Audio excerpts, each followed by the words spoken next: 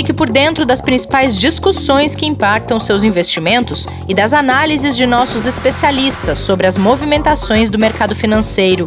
Falando nisso, nosso encontro é toda manhã, logo após a abertura do mercado. Entre nos canais oficiais do Itaú Personalité e envie suas dúvidas sobre recomendação de investimentos.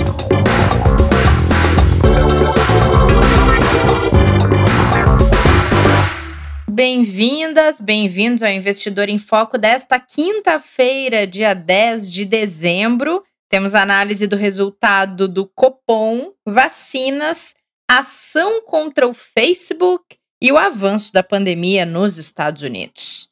Kleber, como estão as coisas por aí? Bom dia, Rê, tudo bem? Tudo bem. É uma quinta-feira com muita coisa acontecendo, muito por causa de ontem, né? Mas que vai refletir bastante aí no pregão de hoje, viu? É verdade. Bom, vamos começar com o mais quente da semana, dá para se dizer, que é a reunião do Copom, que terminou nessa quarta-feira. Verdade. E o Comitê de Política Monetária do Banco Central decidiu manter a taxa de juros, a taxa Selic, em 2% ao ano. Isso já era muito esperado pelo mercado, né, Kleber? Mas o comunicado trouxe algumas surpresas e já faz algumas reuniões do Copom que a gente vem dizendo, o Martim já comentou isso muitas vezes, que a indicação do comitê no comunicado tem valido mais do que o próprio resultado do que fazer com a taxa de juros nesse momento, porque o Copom vinha trabalhando com um longo prazo, né, Kleber, de deixar claro que precisava manter. E aí, na última reunião, o Copom anunciou que em breve acabará com Forward Guidance. E aí, para a gente analisar o que disse o comitê, precisamos analisar o que significa isso, Kleber, porque nós nunca tocamos neste assunto aqui no podcast. Vamos começar direto com o dicionário aqui, né? Exato, nosso dicionário de economês. De economês, né? Mas é relativamente simples, apesar de bem complexo quando a gente olha a primeira vez, inclusive para a gente, né? Para todo mundo. O Forward Guidance, né? Ele, quando a gente olha na expressão em inglês, ele está falando de uma prescrição futura. Aí, pro mercado, né, para a economia, ela é uma ferramenta de política monetária que é usada pelo Banco Central com o objetivo de sinalizar a taxa de juros de um determinado período. E com isso ele guia a economia de uma forma que a expectativa que ele tem seja atendida.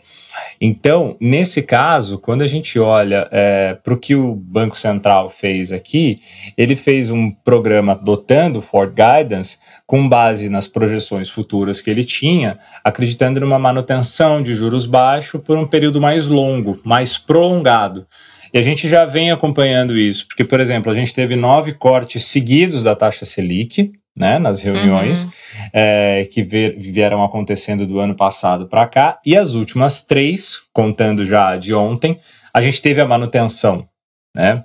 E aí vem esse comunicado que você bem falou, que já traz uma sinalização diferente para talvez até o próprio Forward Guidance ter alguma mudança ou até ele mesmo ser alterado ou até finalizado num futuro próximo, aí, dependendo do que acontecer com a economia. E isso significa que é possível que a taxa de juros, então, volte a subir no ano que vem.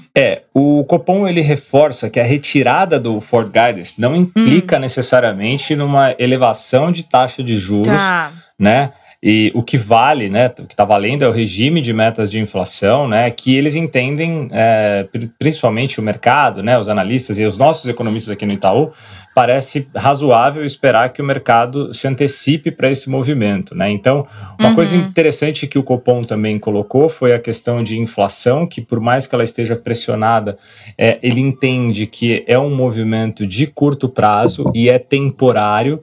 Então, por hora, eles também veem esse movimento com olhos de que não tem uma preocupação tanto de que a gente vai continuar com essa pressão inflacionária de longo prazo, mas os outros riscos, como, por exemplo, o risco fiscal, que também foi citado, né, no comunicado, que continua sendo monitorado com muita atenção, risco de aumento de despesas, tudo isso pode fazer com que as projeções futuras se alterem e, por isso, você precise fazer alguma revisão nesse programa de Forward Guidance.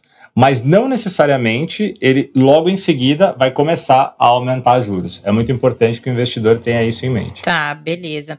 E assim, alguns economistas no mercado têm se manifestado com a posição de que o Banco Central teria se precipitado com esse anúncio, já que a política que eles vinham adotando até falar dessa possibilidade de terminar com o Ford Guidance vinha dando certo. E aí, como é que a gente aqui no Itaú está fazendo essa leitura? O Banco Central se precipitou de fato? A leitura que a gente fez aqui, aí usando palavras, né, até da própria Itaú Asset, né, que a gente acompanha aqui as projeções e que usa até com base nas nossas recomendações, foi que eles trouxeram mensagens mais duras do que eram esperados, né?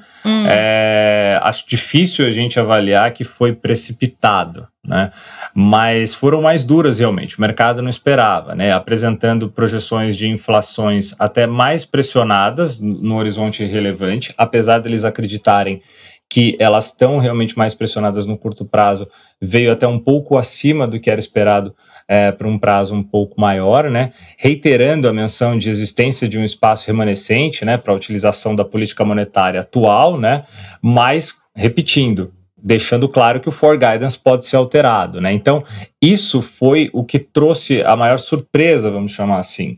Agora, o que o Banco Central traz também como, acho que um ponto mais importante, é que ele não deixa ali claramente para o investidor ou para o mercado, para ninguém, um espaço dizendo que ele vai logo aumentar juros no curto prazo, né? E isso faz com que a gente acredite que ele vai continuar trabalhando em cima de como a atividade econômica vai caminhar, que foram outros pontos muito importantes que eles continuaram a bater muito forte.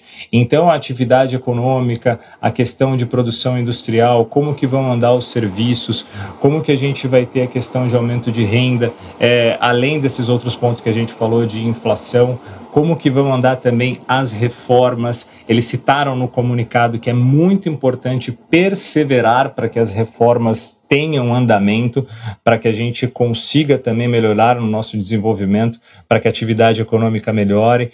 Então, assim, é super importante que tudo isso aconteça para que ele mantenha a política monetária dele. Agora, sem dúvida, pelo que a gente tem de projeção econômica, e até pelas nossas próprias projeções, deve sim ter um aumento de juros ao longo de 2021, mas provavelmente mais para o final do que para o primeiro semestre aí logo do ano. Boa, aproveitando que você tocou nesse ponto, quais são as projeções da Itaú Asset para esse cenário de juros e inflação entre esse final de 2020 e 2021? A gente tem, quando a gente olha para 2020, né, a gente acredita aí, falando um pouco de PIB, né, a gente tem ali 4,3 é a nossa projeção de fechamento negativo, né, de retração para o PIB aí para esse ano, com uma recuperação de 2,80 para o ano que vem.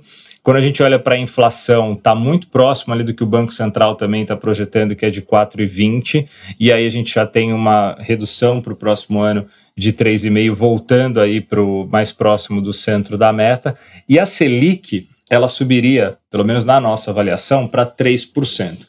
Vamos trazer um pouquinho aqui de mercado. A gente tem instituições que já colocam a Selic a 4,75 para o final de 2021. Nossa! Tem grandes instituições que já estão apostando em 4%. E tem, na mediana, está exatamente em 3%, que é o que a gente acredita. O que vai fazer realmente essa movimentação acontecer é o primeiro semestre de 2021 trazer respostas muito importantes, tanto ligadas à questão do andamento das reformas, do andamento da questão das contas públicas, né, do fiscal, do quanto ele vai ser respeitado, se a gente vai ter algum furo do teto de gastos, se a gente vai ter algum tipo de problema diretamente ligado a isso, e também do quanto a gente vai ter de aumento de arrecadação e do quanto a gente vai ter de pressão inflacionária nesse período, se vai ser necessário ou não o Banco Central entrar com uma medida antecipada de aumento de juros. Porque enquanto isso não for necessário, ele vai sim manter por um período período mais longo, porque é interessante para a política monetária que ele vem adotando fazer isso.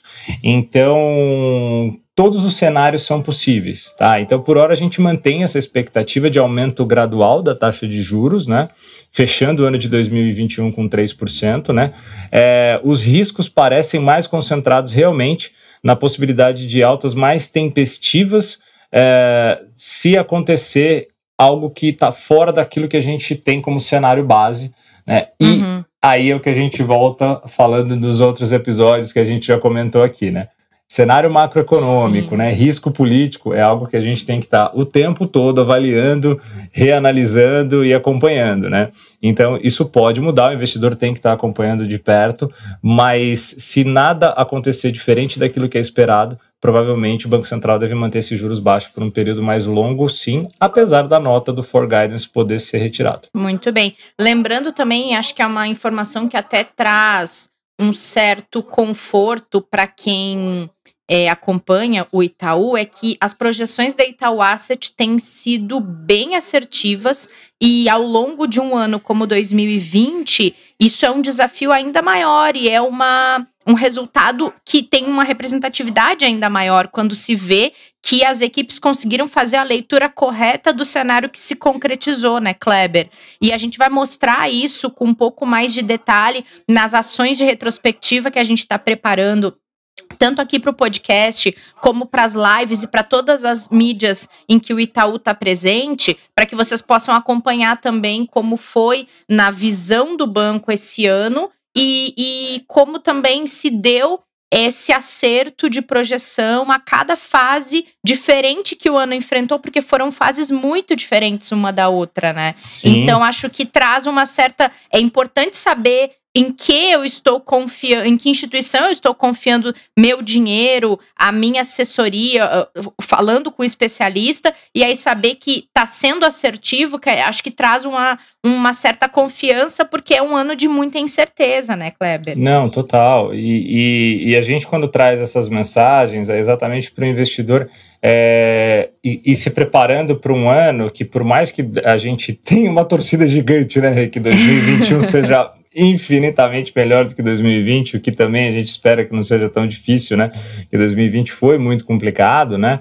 Mas a gente acompanha realmente todas as instituições fazendo um trabalho muito competente, mas quando a gente olha para o Itaú, em termos de assertividade e de responsabilidade com o patrimônio, com o recurso dos clientes, ao longo de todo esse período, principalmente que a gente passou de 2020, passando tanto na questão de informação, quanto na questão de dados o mais transparente possível e com a isenção que a gente sempre tenta ter, no sentido de dar ao investidor aquilo que ele tem de melhor para tomar de decisão daquilo que ele vai fazer com o seu patrimônio. Então, sem dúvida, é um conforto, acho que bem legal para ele conseguir já começar a projetar o que ele vai fazer para o ano que vem, né? Muito bom, muito bom. Bom, falamos de Copom, principal assunto da semana aqui no Brasil, pelo menos, mas não é o principal assunto nos Estados Unidos, porque lá a pandemia, ela cresce e muito. Nessa quarta-feira, o coronavírus matou 3.054 pessoas em um só dia. Esse novo recorde representa mais mortes do que o atentado de 11 de setembro. E enquanto isso, Kleber, republicanos e democratas ainda seguem sem acordo para o novo pacote de estímulos. E eu estava lendo agora, antes do podcast, a respeito quais são os pontos ainda de discordância para que se consiga chegar num denominador comum e aprovar o pacote. E um deles é se o benefício deverá se estender a pessoas desempregadas. Eu aqui na minha cabeça, longe dos Estados Unidos, achei que isso era ponto superado, hein? Eles estão realmente com uma dificuldade grande de chegar a um consenso ali entre republicanos e democratas, principalmente nas discussões ali entre o líder do Senado, né, o senador Mitch McConnell e a Nancy Pelosi, que é a presidente da Câmara dos Representantes, né. Ontem o Trump, inclusive, propôs um novo pacote para quebrar esse impasse do Congresso, né. O plano que ele propôs inclui mais um cheque para cada norte-americano, né, dessa vez de $600, assim, reduz o apoio que ele fez lá no início, né? Mas exatamente para ajudar os desempregados, e aí que começa essa disputa que você falou. Tipo, muita gente acha dentro do Congresso que não é possível fazer um novo pagamento, porque você aumentaria ainda mais as despesas, né? Os Estados Unidos também têm um déficit muito alto, e aí com isso, aquele pacote de 908 bilhões teriam que ser revistos, e a gente volta a ter um impasse muito grande, e a velocidade que a gente precisa para a retomada da atividade econômica dos Estados Unidos vai ficando cada vez mais comprometida por causa da não aprovação desse pacote. O primeiro ponto que você falou em relação a esse tema Estados Unidos de hoje é o que mais preocupa, né? É o número alarmante de, infelizmente, vítimas fatais que a gente tem ali por dia, cada vez mais aumentando, né? Número de internações, muitas cidades e estados precisando aumentar suas restrições e também aumentar o número de leitos para atender as pessoas atingidas pela Covid. É claro que tem a questão da vacina que está ali muito próximo de começar agora a ser liberada em diversos locais dos Estados Unidos, mas a gente sabe que vai demorar para chegar em muitos lugares também, né? Não vai ser rápido, né? Que vai começar todo mundo a ser vacinado. Então, esse pacote ele não vai resolver o problema de saúde num primeiro momento, mas ele pelo menos tira um problema da frente, né? Até para que você tenha uma transição de governo mais tranquila, mais calma, como a gente vai precisar até o dia 20 de janeiro, quando o presidente Joe Biden, o futuro presidente Joe Biden, toma posse, né? Então, é complicado porque isso vai atrapalhando um pouco o mercado com as preocupações de como que vai ser a continuidade da atividade econômica nos Estados Unidos, e todos os dias a gente tem tido sempre novas informações não positivas em relação a isso. Vamos ver se, com a intervenção do presidente da República, na tentativa de conciliar, quem diria talvez até o Trump, né, fazendo isso junto ao Congresso, a gente chegue a uma decisão entre as casas, né, tanto Câmara quanto Senado, para resolver essa situação logo, porque o que mais importa agora é eles conseguirem solucionar a questão de saúde, que está bem complicada por lá também.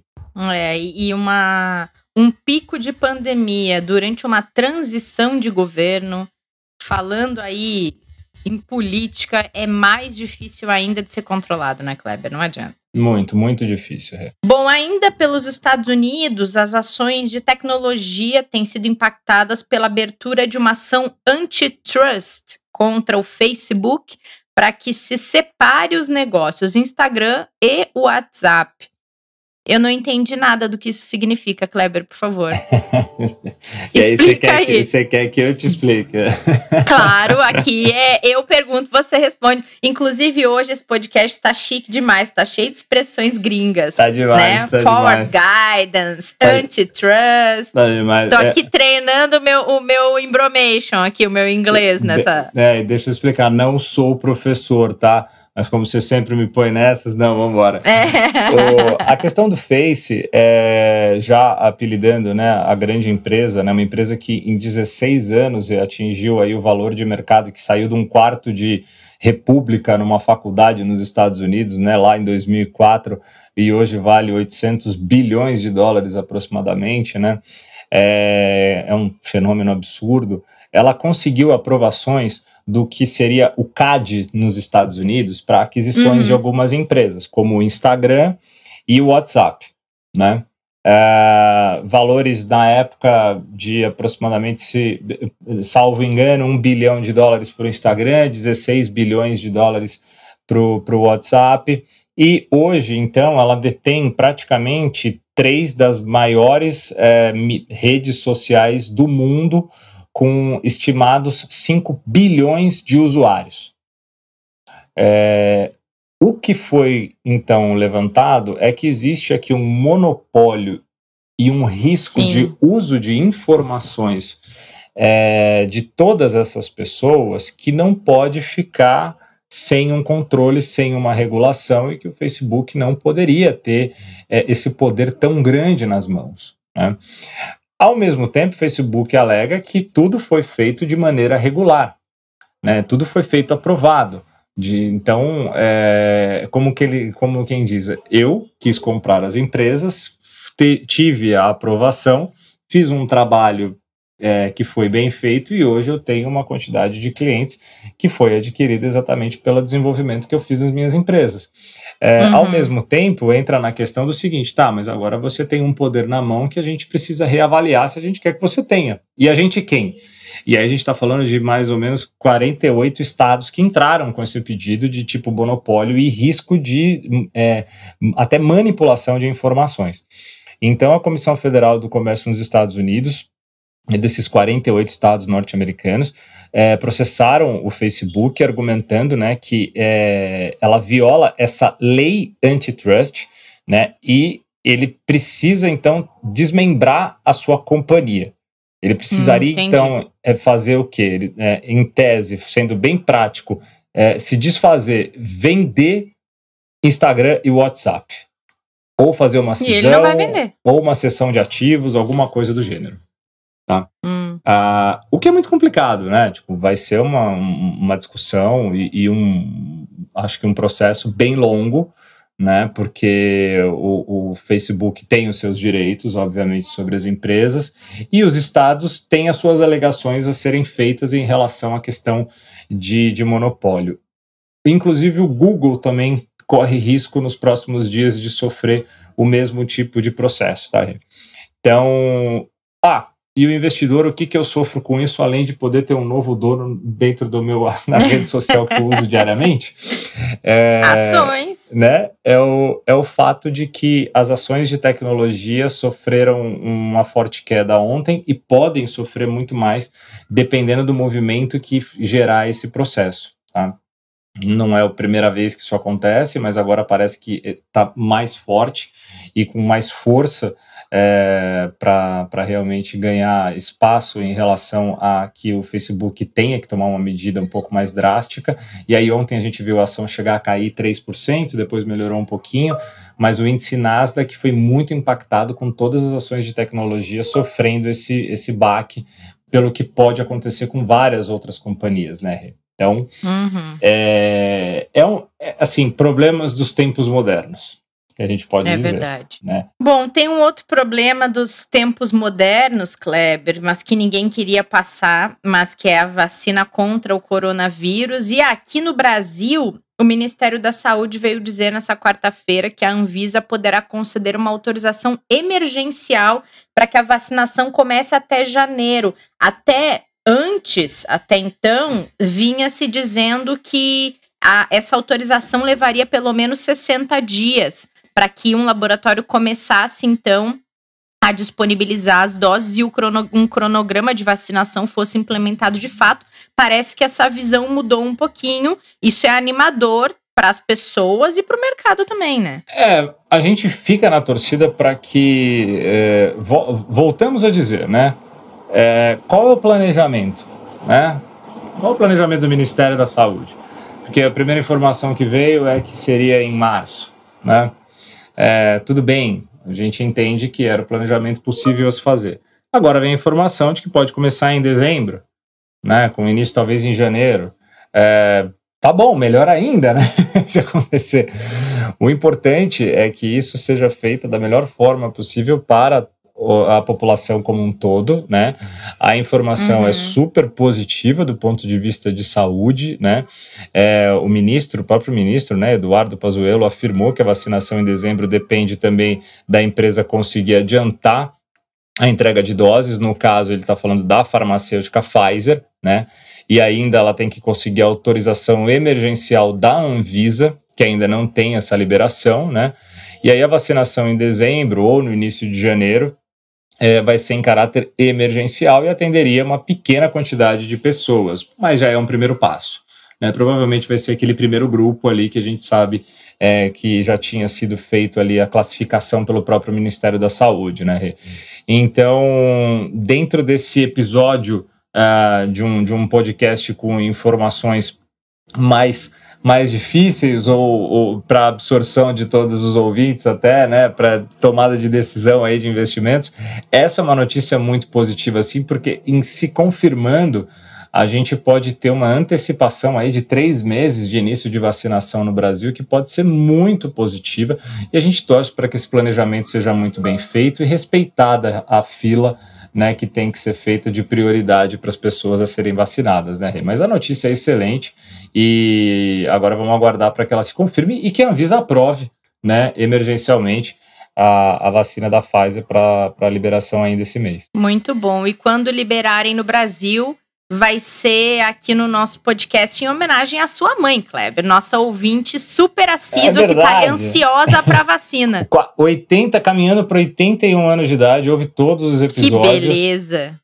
Não, e agora ela cobra quando não chega o episódio para ela, porque ela quer se informar, e eu acho que ela representa, na verdade, todos os nossos idosos que estão há muito tempo ali sendo resilientes em casa, né? Sim, esperando, demais. dando um exemplo ali de paciência para um momento tão difícil. E, sem dúvida, eles merecem estar ali na primeira fila, né? E serem os primeiros, junto, obviamente, com aqueles que têm que atender a população como um todo, né?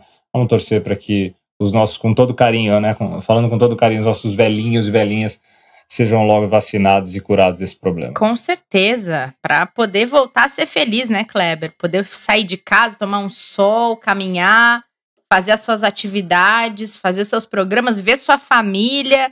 Isso é acho que é uma das restrições mais difíceis, principalmente para quem é vô e vó, né? Não poder ver netos e, enfim, a gente sabe o peso que isso tem, principalmente para quem não tá trabalhando todo dia e devia estar aproveitando a vida e tá tendo essa restrição também, né? Então, é exatamente isso. Uma sobrinha, eu tive uma sobrinha que nasceu, na verdade é uma sobrinha neta, né? Porque eu tenho sobrinhos grandes já. Verdade. É verdade. Uma sobrinha neta que nasceu há 6 meses, né? E aí bisneta da minha mãe, e ela demorou 4 meses para conseguir ver bebê. Ela tava assim, quando ela conseguiu ver, foi de uma alegria assim absurda. Nossa, né? Imagina. Então é um momento muito diferente mesmo, e acho que a gente passou a valorizar de forma muito diferente várias coisas, né? Isso tem é o único lado bom, acho que, de tudo isso, né? A maneira como a gente passou a ver muita coisa que a gente não conseguia ver mais. É verdade. Então tá, Kleber, obrigada por hoje. Valeu, Rê, eu que agradeço. Nos encontramos pro nosso cafezinho com canelas nesta sexta-feira. Detalhe, Kleber, meu último dia antes das férias. E delícia, hein? Finalmente, delícia. Mais que merecido, né? É verdade. Olha, meu cérebro, ele já tá enosando. Dizendo, pelo amor de Deus, para de me usar. Volte mais que renovada. Voltarei, mas amanhã ainda estarei aqui com vocês para dar um tchauzinho e para tomar um café contigo e com o Pedro. Nos encontramos lá. Tá ótimo. Até amanhã. Obrigadão. Beijo. Até. Valeu. Beijo. Obrigada a todo mundo que acompanhou o episódio de hoje. Não percam o Café com Canelas desta sexta-feira, que vai estar cheio de dicas de investimentos muito bacanas. E valeu. A gente se vê lá. Fique por dentro das principais discussões que impactam seus investimentos e das análises de nossos especialistas sobre as movimentações do mercado financeiro. Falando nisso, nosso encontro é toda manhã, logo após a abertura do mercado. Entre nos canais oficiais do Itaú Personalité e envie suas dúvidas sobre recomendação de investimentos.